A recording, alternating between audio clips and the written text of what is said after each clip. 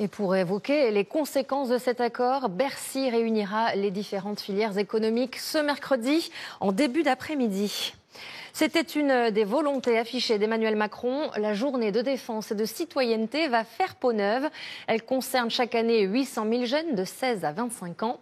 Fini l'ambiance salle de classe, elle proposera dès la rentrée une version plus immersive et plus militarisée. Voyons exactement de quoi il s'agit avec Mathilde Guénégan, Capucine Diez et Sophie Chevalreau.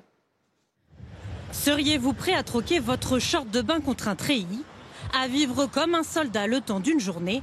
Ce matin sur la plage du Pradet, le sujet divise. Plutôt pour. Est-ce que vous pensez que votre fils est du même avis? On aura des jeunes à tirer, je ne sais pas si c'est utile. L'ensemble repos, vous voyez. Lever des couleurs, Marseillaise, nous avions pu filmer l'une de ces nouvelles journées d'appel en avril dernier. Elle est plus immersive. Les jeunes appelés mangent des rations de combat comme les soldats. Réglable en hauteur et en largeur. Et s'entraînent presque comme eux. Séance de tir sportif au laser avec des armes factices. La sensation de tirer, ça nous fait penser à ce que vivent les militaires au quotidien.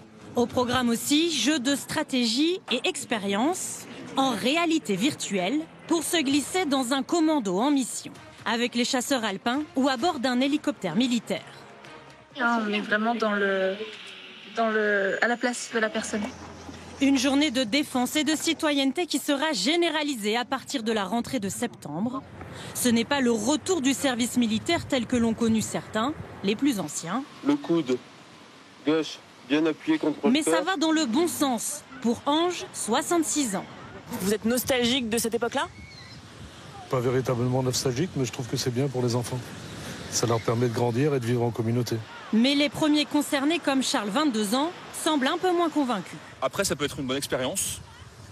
L'utilité, comme j'ai dit tout à l'heure, je suis pas sûr, mais ça pourrait être une expérience, oui, j'exclus pas de le faire, oui. L'objectif pour les armées, susciter des vocations recrutées. Un choix politique assumé. Elle a un coût, elle tourne autour de 100 millions d'euros, cette journée de défense, donc il faut aussi qu'elle serve à quelque chose. L'objectif, c'est de pouvoir le faire à budget constant. Une journée sous les drapeaux pour renforcer aussi la cohésion nationale.